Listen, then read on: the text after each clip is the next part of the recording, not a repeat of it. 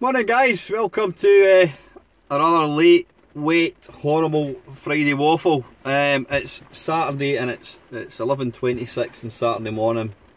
Apologies about the naff camera quality. I'm using the back, or is it the front facing camera? I can never remember. It's the one basically when you're holding the phone up you can see yourself, because if I had it the other way around I'd probably be completely out of shot. So yeah, excuse me a little second, I am getting sponsored. Not. Yeah, apologies about the lack of a waffle last night. I was supposed to be doing a collaborate. Well, it wasn't a collaboration video. It was going to be a Friday Waffle with a special guest. I'm not going to tell you who it is. Unfortunately, there was a technical hitch quite late on, so we weren't able to do it. And to be honest, by that point, I didn't have I was already gearing up for doing this collaboration video thing, and when we weren't able to go ahead with it, it was getting quite late on, and I thought, you know what, I just couldn't be arsed doing the Friday Waffle, so I thought I'll get out my my apologies video and I'll do it tomorrow, which is today. So it's going to be a fairly short video because my daughter's due back in the car in 12 o'clock, so I've got about half an hour to talk.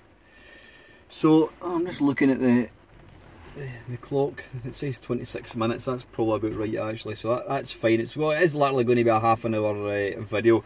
So yeah, what have I got to talk about? Not a great deal. I had a lot of fun. I've been doing quite a few live streams, as you can probably tell. The Friday Waffle last week, it was literally it was just a spur of the moment thing. I thought, I'm going to give this a go. I mean, the quality of the recorder thing was naff, but you'll be glad to know I've now got a better quality one. I got one off Amazon for 15 quid. It wasn't a great deal of money, and it looks pretty good. So I probably will do more live waffles. The thing is, it's actually easier for me to do it because I'm not having to use my phone for starters. It's basically uploading in real time onto YouTube, so it makes it quite a bit easier for me.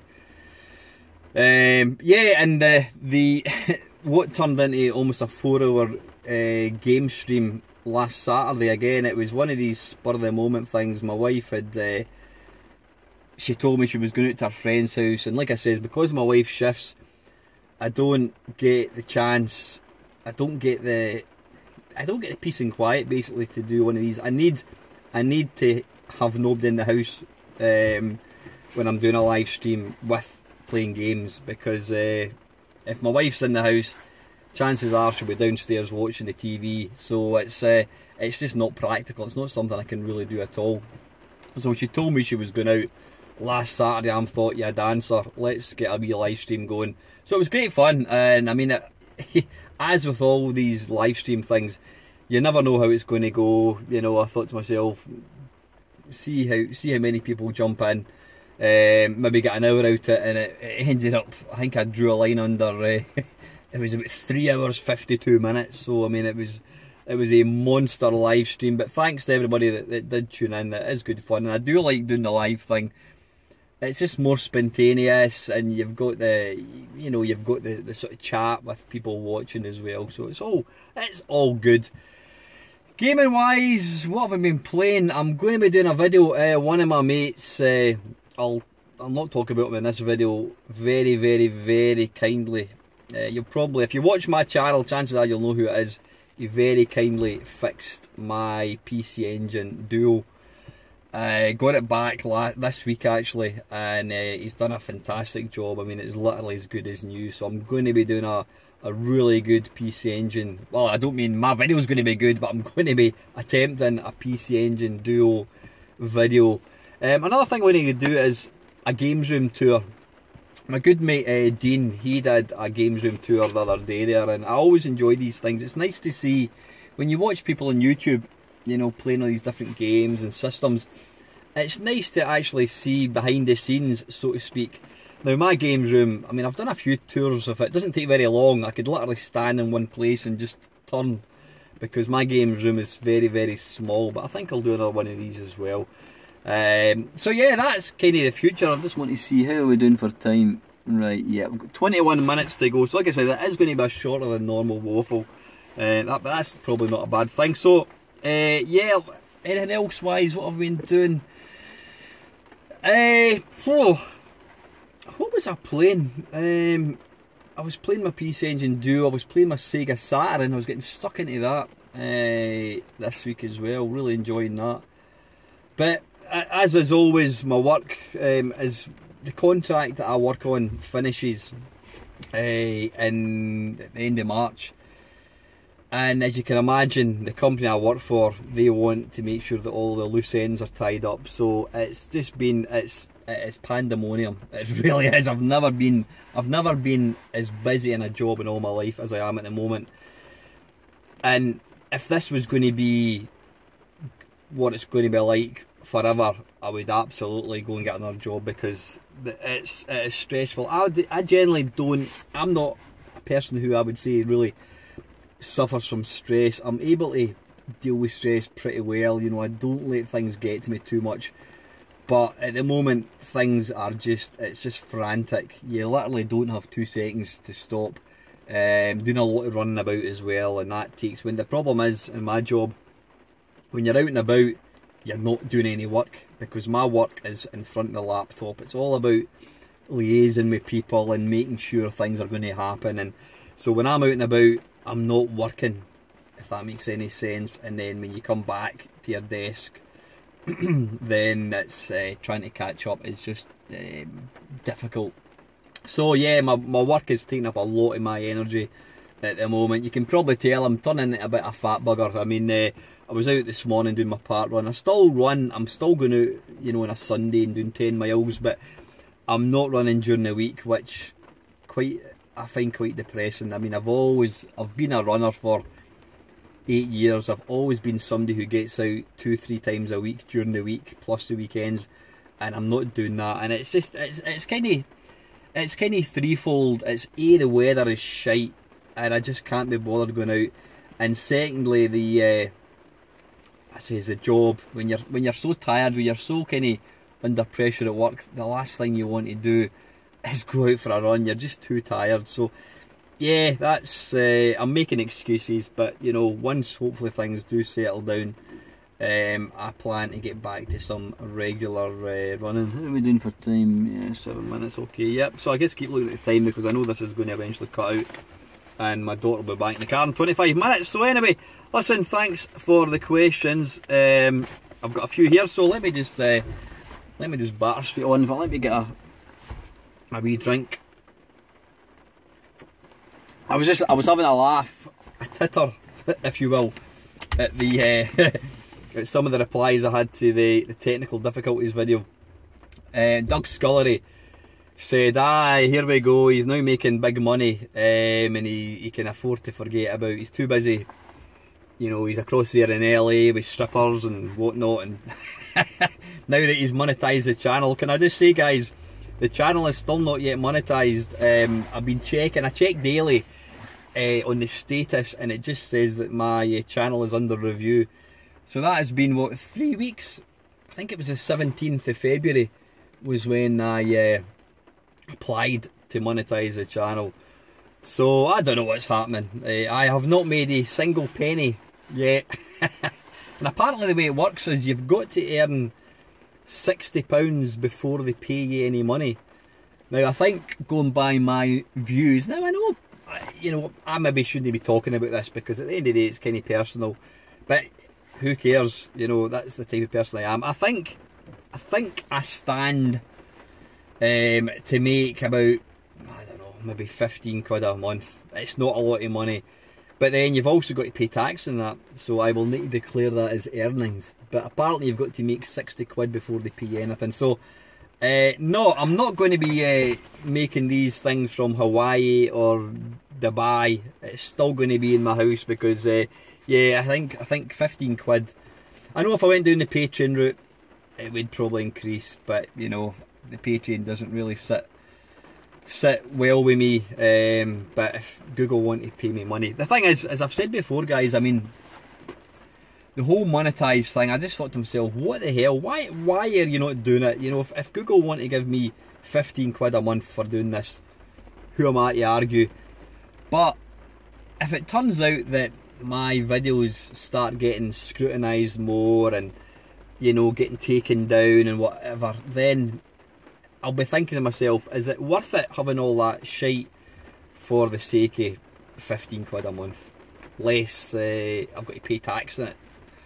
So I don't know, I'm just going to suck it and see what happens. It might be, I assume you can then unmonetize your channel, so I'm going to give it a go. I'll see what it's like. I'll give it a go for 6 months, see, you know, is it worthwhile having the hassle, you know, is that offset with the money that I'm going to make? I'll see what happens, because as I says, this is only a hobby, and I'm not going to have the channel or my I don't want to have my content compromised by YouTube for the sake of 15 quid or whatever it is. It might not even be as much as that, I don't know, because I've not made 1 penny. Excuse me. Right, I need to, I'm kind of just conscious of the time. I've got about 15 minutes, so let's just batter straight on. Panther UK, if Nintendo bring out an N64 Mini, will you be getting one, or would your lack of care for the system let you pass it by? I've never made any secret that I'm not an N64 fan. It's twofold. A, the games look shit on modern TVs, and B, the emulation is shit as well. But I have said that the Nvidia Shield tablet thing that I got a few weeks ago plays them really well.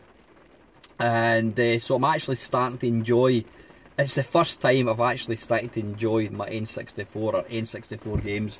So I'll see if one does come out and it's HD and it looks really good, I may well get one.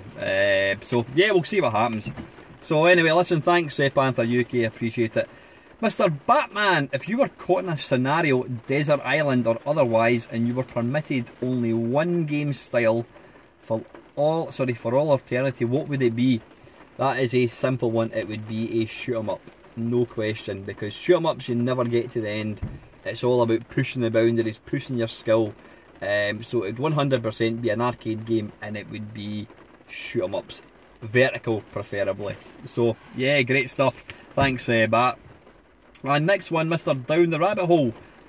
First, what was the first game you had on a mobile phone, and was it a modern smartphone, or did you have something like Snake running on an old flip phone? I think, like most people, Kev, I had, was it a Nokia 3310 or something? Excuse me. When I want a coffee, I always go for Costa. Yeah. It would have to be the 3310, and it would be Snake. But proper smartphone, I thought it was my daughter there. Proper smartphone game. I think it would be like probably Angry Birds. Or on the iPad, when I got my iPad, it was Plant vs Zombies, which is a great game. I still play it now. I think it's a great game. The new one is all in-app purchases and whatnot. And another game, I can't remember what it was called. It was basically you've got to try and land planes. You just use your finger and you draw a line where you want the planes to land. I can't remember what it was called, but I think the first game I really played on the smartphone, or it would be an iPhone, was probably Angry Birds. Never played it at all now, not interested. So yeah. Secondly, I watched a Highlander play his 4 favourite handhelds, and he has one of the Pac-Man clones, but I confess none of those Pac-Man handhelds ever felt right to me. Can you name one, or do you have a Pac-Man handheld that actually plays well? Regrettably, I sold quite a large collection of LED games about a couple of years ago. Maybe 4 or 5 years ago, I decided to try and reclaim the sort of collection I had as a kid. And I ended up with about 30, 40 of these handhelds. What do you call it? Grandstand. Like there was Astro Wars, there was Invaders from Space, there was there was all different ones, loads and loads and loads. And I did have a couple of the Pac-Man ones. There was one, I can't even remember what it's called. There was one by Entex, and it was actually pretty good. I mean, the thing about these LED games is they're limited as to what graphics they can display. But the thing about a Pac-Man game, the map is always the same, so it doesn't really make a lot of difference. And it did play pretty well. There was also one by Grandstand, I can't remember what it was called, and it was alright. It was very, very limited. The map itself was very limited. And I did have a handheld Grandstand one as well. It was an LED one, but again, it was big, massive, chunky kind of graphics, and it was very limited. But the Entex one was pretty good. I think I had a 2-player option. I'll try and put a wee link up. I'll try and show you a video of it running up above. I think I did a video of it at some point. But yeah, generally these LED games aren't the greatest when it comes to Pac-Man. I mean, they're very, very limited, I've got to say. Thirdly, the same people who made that small Qbert arcade machine I got for Christmas have just made a handheld Oregon Trail, and it looks very cool. Oregon Trail, Kev? Can't remember what we're doing for time. 16 minutes, I've got 10 minutes. I can't actually remember that one at all. Oregon Trail, and it looks very cool. I'm hoping more computer games of that era get a handheld treatment, because I would love 7 Cities of Gold. Never heard of that one either, Kev, sorry. What old computer game would you like to see get a handheld treatment in a little machine that looks like a retro PC? I don't know. I think I've kind of got it. I would probably say, I mean, Galaxian, having that little miniature Galaxian is brilliant. Yeah, it's quite limited, but it still plays pretty well. Obviously, a little mini, a mini Rolling Thunder or a mini Robotron would be really nice, but it would have to have probably better hardware, because I think the Mini in a Stick, NES Mini in a Stick, whatever it's called, probably isn't quite up to running Galaxian. But yeah, a little Robotron or a little Rolling Thunder, I think, Kev. Or of course, how could I forget a Berserk? Yeah, a Berserk one. It'd have to be Berserk, actually, definitely. And finally, on that same subject, can you recommend for me a Commodore 64 emulator, but not one for a desktop computer? I usually play emulators on my modded Wii or Android phone or Raspberry Pi, so can you suggest a C64 emulator that works well? There's only one that blows everything else out the water, and it's on Android, Kev, and it's called 64.emu, and it's by a chap who goes by the name of Robert Bruglia. B-R-U-G-G-L-I-A,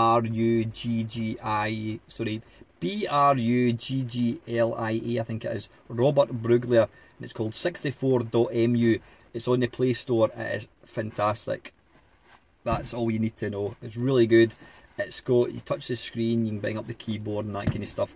I've tried other ones, but that one, it costs, I think you can get a free version, but I recommend buying the full one. It's something like £2. It's absolutely worth it. I've got that on I don't have it on my phone, because I don't really use my phone for playing games, but that's what I've got in my my Nvidia Shield Portable, my Nvidia Shield tablet, my GPD XD as well. So go and check that one out, Kev. It is fantastic. How are we doing? Right, I need to crack on. Sorry, I'm kind of rushing through this, guys, but time is of the essence. Mr. Ian Hunter, I think most retro gamers even will agree that one of the most popular and successful home micros of all time was the Commodore Amiga. Couldn't agree more, Ian. How would you convince Atari ST users that Amiga is a superior machine apart from the price? There's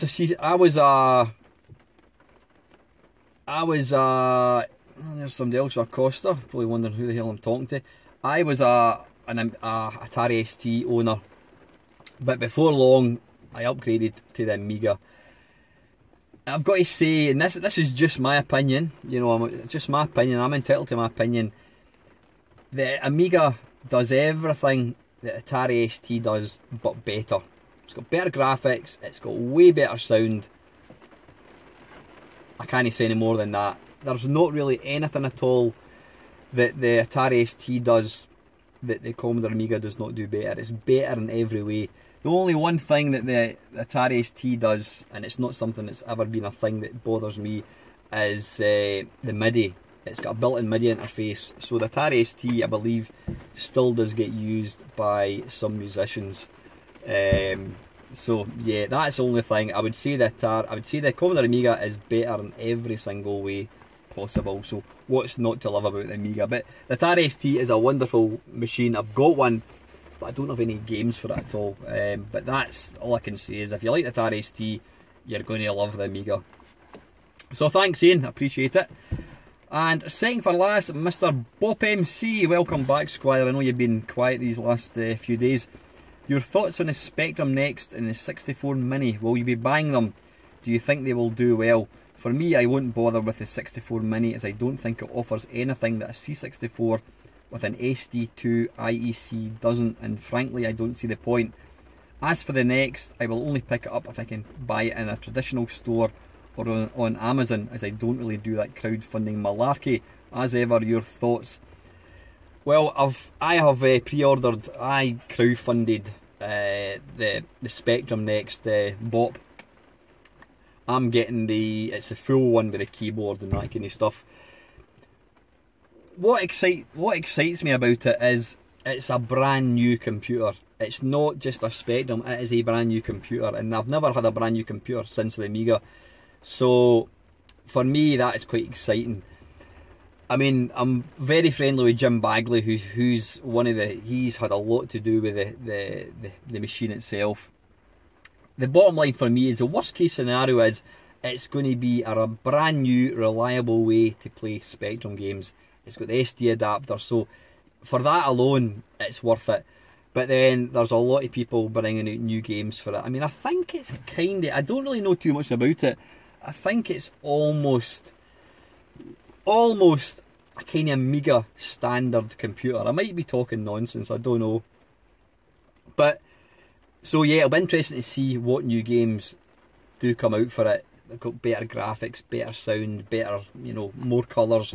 But like I say, as a standalone, at the very worst, it'll be a really good way to play the Spectrum games. So for me, yeah, I'm in. I'm looking forward to getting it. The C64 Mini. Again, for what I've seen of it, I think there's different versions, but the one I've seen is the tiny wee mini version. And to me, because it's not got a working keyboard, you've got to plug it in. To me, it is a Raspberry Pi in a Commodore 64 shell. I've seen a few people raving about it. It's got nice menus and all that. But the thing is, I want to be able to pick what games I put in it. I think you can add games to it. But given, and again, you know, a lot of people say that about the SNES Mini, and they're entitled to their opinion, but the thing with the SNES Mini is it's got this wonderful front end, and it's, you know, even if you add games, it's got screenshots and that. It's really, really nice. The C64 Mini to me looks like it's nothing that I can't do with anything else that I've got. So, nah, I'll see. Possibly if they bring out a full-size new 64 with a proper keyboard, then again, I'll look upon that as a way of getting a brand new Commodore 64, which is going to hopefully be reliable. It will run for quite a long time. So I'm just going to wait and see, but I won't be picking up a C64 Mini just yet. Not to say that I won't get one at some point, but I'm not, right now, it's not something that I'm really looking for. So yeah, but looking forward to getting the Spectrum next. So how are we doing for time? We've got about 3 minutes. In fact, I'm just going to pause this a wee second. Right, I've just I downloaded a couple of films to watch on the phone, and I forgot I had them, so I've deleted them. So we're back up to 20 minutes, but I think my daughter's going to appear probably about 10-15 minutes time, so I've got an extra 10 minutes anyway. So yeah, thanks Bob for the question, buddy. And lastly, yeah, this is the last one. Paul K, excuse me. Do you have any fond memories of playing arcade football games? There was a 4-player arcade footy game called Kick and Run Mexico 86, which had a pedal that you used for the shoot button. The graphics were amazing for 1986 with detailed anime-style sprites. It was an amazing experience with 4 players. There was also Tekken World Cup, which used a trackball for precise control and was a massive inspiration for Microprose Soccer and Kickoff. It's hard to fully appreciate this game on MAME due to the controls. I also find exciting soccer fun for such an early football game. Tecmo World Cup 90 and the bootleg EuroLeague were also fun games I also enjoyed playing. Latterly, the Super Sidekicks series on the Neo Geo were a lot of fun. On the Amiga, a football game which I feel is really underrated is Dino Dini's Goal, which was built upon Kickoff and was a bit more accessible for beginners. Sierra Soccer on the Amiga, I remember that one, was also excellent, being released late on in the Amiga's life to coincide with USA 94. I do think I remember, Paul, the, what do you call it, kick and run. They were quite tall, cartoony little sprites. I used to see people playing it all the time, but I never actually ever played it, and I've never actually played it in MAME. I need to have a shot of it, because I remember people, it was always, anytime you went in an arcade, people were always playing it. It did look a really fun game. But like I said, I never played it, but I will need to give it a, I will need to load it up in MAME. Tekken World Cup, I love that game. Actually, now, no laughing at the back, I used to get a sore wrist with playing that, because as you say, you've got the trackball, and the way you're putting your hand, your wrist is at kind of right angles, like, you know, to your hand, and it did put a lot of strain on the wrist, because you're battering this trackball like nothing on earth. Now, I do actually quite enjoy playing it in MAME, and because it's really easy. Obviously, you don't have to use the trackball, you just literally hold the joystick, so it takes the physical aspect away from the game, and yeah, it makes it a lot easier. But I did like it. I love the sound. It's really iconic sound. The music, it's kind of bizarre having music in a football game, but the music in that is really good. So yeah, I do still play that. I mean, I think I can get to about the 4th or 5th game. I usually win about 12-0, I think it is, in the first few games. But it's a great game. And I also do like the Super Sidekicks games in the Neo Geo. Really good fun. They kind of take you back to the early days of football, when you had things like International Superstar Soccer, Emily Hughes Soccer. There were games that were easy to play. There was one tackle button, one shoot button. That was it, you know. As I've mentioned before, I don't like modern football games now. Yeah, they look glorious, they look wonderful, they look super realistic, but there's just too much to it. I want a game to be simple. I don't want to be playing against somebody online feeling that I'm missing out because I only know the basic controls, whereas they know how to do this, they know how to turn on the ball, they know how to flick the kick, you know, flick the ball up in the air. You know, and unless you're putting loads of time into playing it, you're not going to be able to compete on a level playing field, pun intended. So I'm not a fan of modern football games, but I do like playing. Another one that I like playing is it Neo World Cup or Neo Geo Cup, I think it's called. It's a football game again in the Neo Geo, and it's great fun again. It's arcade, it's simple controls, you know. Especially playing against somebody else, it's really good. So yeah, I do enjoy these arcade games, the arcade football games. Don't enjoy the modern football games. They don't float my boat at all. But I do remember Sierra Soccer. I can't even place what it looks like, but I do remember playing it. But I said I can't remember what it looks like. But anyway, listen guys, I'm going to draw a line under this now. Apologies for a rather hashed together Friday Waffle. Like I says, it was intended to go out last night, but through some technical difficulties we weren't able to do that, and by the time it was getting late on, I thought, no, I've not got the energy to do this. You need to be in the right frame of mind to do a waffle. So anyway, listen, that is it. Yeah, thank you as always to everybody that watches the channel. Subscriber numbers are going up, which is wonderful. If you're new to the channel, thank you very much for supporting it, for taking time to watch my videos. If you haven't subscribed and you like the channel, please hit that subscribe button. Stick with me, there's lots of great stuff still coming out. I still enjoy doing this. Yeah, it just remains for me to say have an ace weekend guys, and as always, thank you very much for watching.